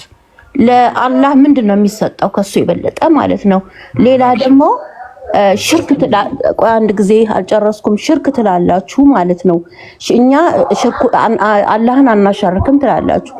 ስትሞቱ ለምሳሌ አሁን እስልምና ሸሃዳ ለመቀበል ላኢላሃ ኢላላህ ከመሐመድ ረሱልላህ ካልተባለ ብቻውን ላኢላሃ ኢላላህ እስልምና ሸሃዳ ያስክ ማለት አይደለም። ከአላህ ጋር ግዴታ የመሐመድ ስም ይጣበቃል ማለት ነው።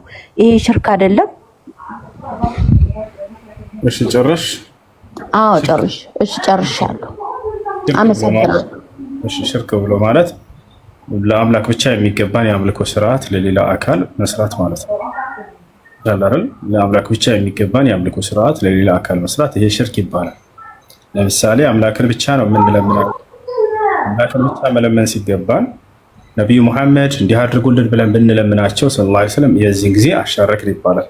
እሺ በእርሱ ስልጣን ላይ ሌላን አካል ማጋራት ይሄ ሽርክ ይባላል። ተስዊየቱ ገይሩላህ መዐላህ هذا هو الشرك። ሽርክ ብሎ ማለት ከአላህ ውጭ የሆነን አካል ከአላህ ጋር ማጋራት በአምልኮ ተግባራቶች ላይ ማለት ነው። ለአላህ ብቻ ነው ልንሰግድ የሚገባው አይደል? ለሙሐመድ ሰለላሁ ዐለይሂ ወሰለም ሂጄ ብሰግድላቸው ይሄ ማጋራት ይባላል። ለአላህ ብቻ ነው መለመን ያለብኝ አይደል? እርሳቸውን ሂጄ ብለምን ይሄ ማጋራት ነው። ይሄ ነው ወጥቷል። ነገር ግን ታዲያ ሙሐመድ የምትሉት ምንድነው ከተባለ በኋላ ረሱልላህ የሚለውን አስተውዩ። እርሳቸው ደግሞ የአላህ ነብይ ናቸው ብዬ መሰክራለሁ ማለት ነው። የተሻለ አይደል? አይ እንደርሱ አላህ አምላክ ናቸው እርሳቸውን ብዬ በመሰከር ይዛኔ ያጋራው ይባላል። ስለዚህ አሽሀዱ አን ላ ኢላሀ ኢለላህ ወአሽሀዱ አነ ሙሐመደን ረሱሉላህ እነሆ ከአንዱ ከአምላክ ከአላህ በስተቀር ሌላ አምላክ እንደሌለ መሰክራለሁ። ሙሐመድ ደግሞ የእርሱ መልእክተኛ ናቸው ነብይ ናቸው ብዬ መሰክራለሁ ማለት ነው። ይህን ደግሞ ትእዛዝ አምላክ አላህ ባለፉትም ትውልዶች ላይ ሁሉ አዞት እንደነበር ይነግረናል። ፈአሚኑ ቢላሂ ወሩሱሊሂ በእኔ በአላህ እመኑ በመልእክተኞቼም እመኑ እያለ ይናገራል። መልእክተኛነታቸውን ማመን ማለት ነው። ፈአሚኑ ቢላሂ ወረሱሊሂ ወኑሪ ለዚ አንዘልና ይላል። በእኔ በአላህ እመኑ በመልእክተኛዬም እመኑ እያለ ይናገራል። ለመሲሁም ይህን ተናግሮለት እንደነበረ ይነግረናል። በሱረቱል ማኢዳ ምዕራፍ 5 ቁጥር 111 ላይ ምን ይላል? ወኢዝ አውሐይቱ ኢለል ሐዋርይን አን አሚኑ ቢ ወቢረሱሊ ቃሉ አመና ወሽሀድ ቢአንና ሙስሊሙን ይላል። ወደ ሐዋርያቶችም የትእዛዝ ቃሌን ባስተላለፍኩ ጊዜ አላምለካላ እናንተ ሐዋርያቶች ሆይ በእኔ በአላህ እመኑ በላኩላችሁ መልእክተኛም እመኑ አልኳችሁ አለ። እሺ በማን ነው መልእክተኛ የተላከላቸው? በመሲሁ ማለት ነው። ስለዚህ የአምላክን አንድነትና አምላክነት ይመሰክራሉ። የተላከላቸውን መልእክተኛ እንደ መልእክተኛ ይመሰክራሉ። ሐዋርያቶች ምን አሉ? ረበና አመና ቢማ አንዘልተ ወተበዕና ረሱል ፈክቱብና መዐ ሻሂዲን አሉ። ይሄ ነው። እሺ አልመለስክልኝም። አሁንም አብየት አልመለስከውም። ምክንያቱም እኔ ያልኩ ሁለት ጥያቄ አንድ አይነት ሆኖ ግን ሁለት አይነት መልክ ያለው ጥያቄ ነው የጠየቁ። አሁን ለምሳሌ ሻሃዳ አቡ ሶፊያን ከሰሃባዎቹ አቡ ሶፊያን እንትን አስጨንቆት እንትን ሻሃዳ ሲሉት ላኢላህ ኢላላህ ብቻ ሲል አይሆንም መሐመድ ረሱልላህንም ጨምር ተብሎ ነው አይደል አቡ ሶፊያን ሙስሊም የሆነው። ሁለተኛ አቡ ሶፊያን አውጭና ሳይን ማስረጃ ትልቁ ላይ ነሽ። ሁለተኛው ደግሞ ቆይ እኔ እንትን እልሃለሁ። ሁለተኛው ደግሞ እና እኔ አሁን እኔ ማስረጃ ከአቡ ሶፊያን ከሰሃባዎቹ አቡ ሶፊያን እንዴት ነው ሻሃዳ የተቀበለው ታሪኩ አለ። ቁጥሩን እኔ ላውጣ ችግር የለውም። እሺ ስልክ ካለሽ እኔ ይሻል የቱ ጋር ላውጣልሽ? እሱ እኮ ነው አሁን ችግሩ እኮ የቁርአኑን እንትን አያውን ቁጥሩን አሁን ጭንቅላቴ ላይ ስለሌለ ማለት ነው። አሁን ስትጂ ታመጫለሽ። አሁን ምን እናደርጋለን? በአላህም እመኑ በመልእክተኞቹ እመኑ እያለ ያዛል። መልእክተኛ ማለት ነብይነትን መልእክተኛነቱን መመስከር እንጂ ከአላህ ጋር አምላክ ናቸው ብሎ መመስከር አይደለም። በዚህ በግልጽ ነገርኩሽ። አይ ይሄን እንዳልቀበልም ካልሽ መጽሐፍ ቅዱስ ላይ ምን ይላል? በእግዚአብሔር እመኑ በነብያቱም እመኑ ይላል። አሜን ጌታ ምን ታያለሽ? ነብያቶች አምላክ ናቸው ማለት ነው ከእግዚአብሔር ጋር ይግድ አንቆይማ አንተ አሁን እኔ መጽሐፍ ቅዱስ የምታወራው ያ የተበረዘው መጽሐፍ ቅዱስ ነው የምታወራው? አሁን ተቀይሪ በእግዚአብሔር እመኑ በነብያቱም እመኑ ይላል መጽሐፍ ቅዱስ። ምን ታያለሽ? አሁን አንተ መጽሐፍ ቅዱስን አምነህበት ነው? ረሱል እኮ በእጃቸው ላይ ያለው መጽሐፍ ቅዱስ ውሸት ነው ብሏል። አሁን አንተ አምነህበት ነው ወይስ ልትከራከርበት ነው? የመጽሐፍ ቅዱስ ላይ አንድ ጊዜ እግዚአብሔር መጽሐፍ ቅዱስ ላይ ነው ላሳይሽ። በእግዚአብሔር እመኑ በነብያቱም እመኑ ይላል። ስለዚህ ነብያት አምላክ ናቸው ማለት ነው እንደ መጽሐፍ ቅዱስ። በእናንተ ግንዛቤ ምን ይላል መጽሐፍ ቅዱስ ላይ? ማልደውም ተነሱ ወደ ቲያቄ ምድረ በዳ ወጡ። ሲወጡም ኢዮሳፍጥ ቆመና በይሁዳና በኢየሩሳሌም የምትኖሩ ሆይ ስሙኝ፣ በአምላካችሁ በእግዚአብሔር እመኑ ትጸኑማላችሁ፣ በነብያቱም እመኑ ነገሩም ይሰላላችኋል አለ የጌታ ሰው። በእግዚአብሔር እመኑ በነብያቱም እመኑ ይላል። ምን ታያለሽ? ነብያት አምላክ ናቸው ማለት ነው። አሁን እኔ ደግሞ ምን እልሃለሁ መሰለህ፣ መጽሐፍ ቅዱስ ትክክለኛ መሆኑን አምነህበት ነው እንደ ምሳሌ ያመጣኸው። ላንቺ ነው ላንቺ ትክክል መጽሐፍ ቅዱስ ላንቺ። ኦኬ ሁለተኛሽ አልመለስከውም። አሁን መጽሐፍ ቅዱስ ላንቺ ትክክል ነው አይደለም? እኔ ምን እንደሆንኩኝ አላወከኝም። ሙስሊም ነኝ ወላ ሙርተዳ ነኝ ምን እንደሆንኩኝ አላወክም። ነጥረ ግን መጽሐፍ ቅዱስ እኔ መጽሐፍ ቅዱስን ግን እሺ፣ ለማንኛውም እሺ ቆይ። ስለዚህ አሁን በእግዚአብሔር እመኑ በነብያቱም እመኑ ይላል። ነብያት አምላክ ናቸው ማለት ነው በዚህ ግንዛቤ። አንቺ ራስሽ ቅድም መጣሽው ግንዛቤ።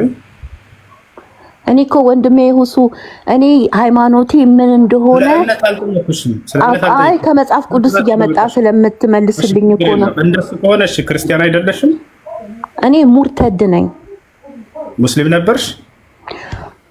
አዎ። እና ጥያቄዎች ስላሉኝ ይሄ ጥያቄ ካልተመለሰልኝ እኔ ችግር ላይ ነኝ ማለት ነው። እሺ ሙርተድ ነሽ አይደል? እሺ በጣም ጥሩ። ክርስቲያን ግን አይደለሽም አይደለ? አይደለሁም። ማይና ክርስቲያን አይደለም። በማን ለማልልህ በማን ለማልልህ? አሁን ጥርጣሬን መልስልኝ ነው ማለት ያለውት ወንድሜ። እሺ በጣም ጥሩ። እሺ ለማንኛውም ሙስሊም ነበር። አሁን ፈዳክ ያ ረሱላህ ሩሂ ወኡሚ ወአቡዬ የሚባለው ለአላህ ይሄ እንግዲህ ሩህ ማለት ለአላህ ምን ሊሰጠው ነው? እሺ ለመሐመድ ህይወት ከተሰጠ ለአላህ ለትልቁ ምን ሊሰጠው ነው? ይሄን መልስ ፈልጋለሁ።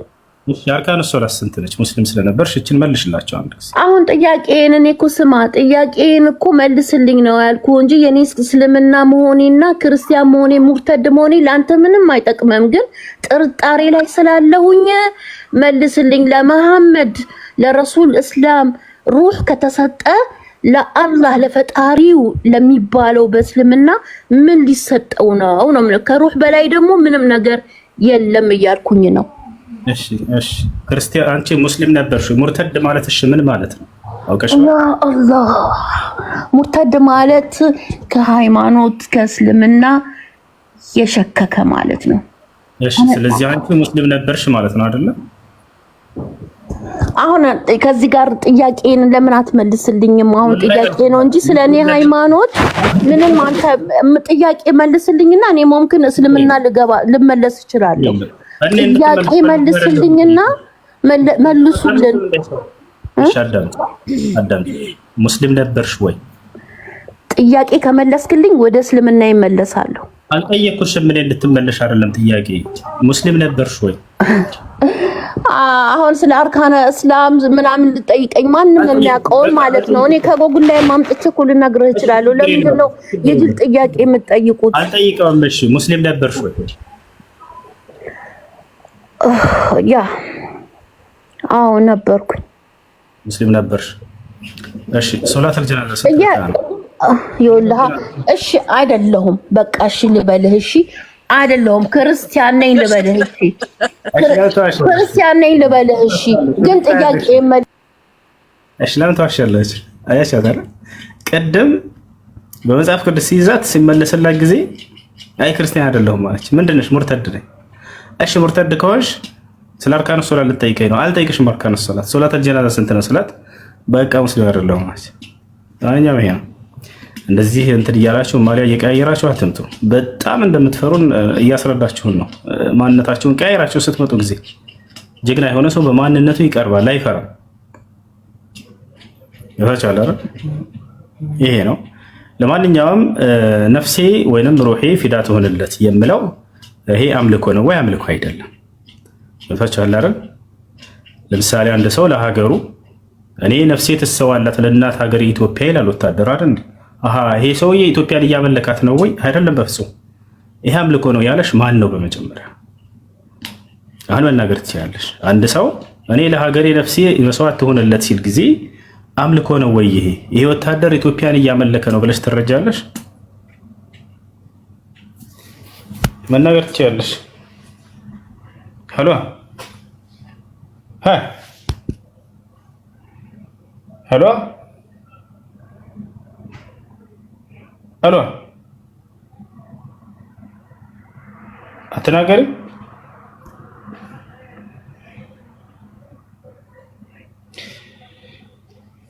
እሺ ጥያቄ አለ፣ ይቀጥል ሊንዳ።